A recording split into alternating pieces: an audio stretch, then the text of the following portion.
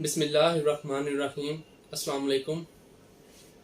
जैसा कि routine wise matter में हम बेलें करवाते हैं, मुलज़म अपनी बेल करवाते हैं, रहा होते हैं जेलों से।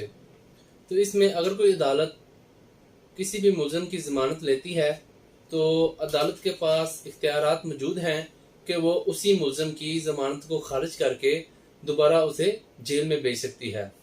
इसके लिए CRPC का सेक्शन 497 सब सेक्शन 5 डील करता है, लेकिन इस सेक्शन में ये ग्राउंड्स नहीं बताई गई कि किस ग्राउंड्स की बिना पर मुलज़म की ज़मानत को खारिज करके उन्हें जेल में भेजा जा सकता है। ये ग्राउंड्स हमें आला अदालतों के फैसला जात से मिलेंगी, सुप्रीम कोर्ट के, हाई कोर्ट के फैसला जात से हमें मिलेंगी, जो कि तरतीब वाइज हैं। मैं आपके साथ शेयर कर देता हूँ कि किन ग्राउंड्स की बिना पर मुलज़म की जो ज़मानत है वो खारिज की जाती है और उसे दोबारा जेल में भेजा जा सकता है। नंबर 1 पर अगर मुलज़म का डर हो कि वो ज़मानत कराने के बाद इश्तिहारी हो जाएगा, अदालत में पेश नहीं होगा, वो कहीं बाहर के मुल्क चला जाएगा या एक ज़िला छोड़ के दूसरे ज़िले में दर बदर हो जाएगा, तो इन वजूहात पर, इस ग्राउंड की बिना पर मुलज़म की ज़मानत खारिज की जा सकती है।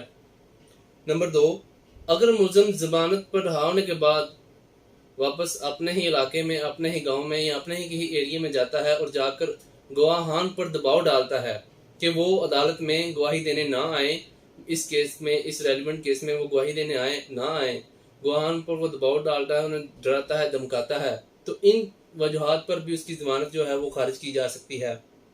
नंबर 3, अगर मुलज़म रहा होने के बाद पुलिस की इन्वेस्टिगेशन में मुदाखलत करता है, पुलिस को अपना काम करने में कोई रुकावट बनता है, तो इस ग्राउंड पर भी ज़मानत जो है वो खारिज की जा सकती है। अगर मुलज़म ने ज़मानत धोखाधड़ी से रिकॉर्ड को कंसील करके ली हुई हो, तब भी ज़मानत खारिज की जा सकती है।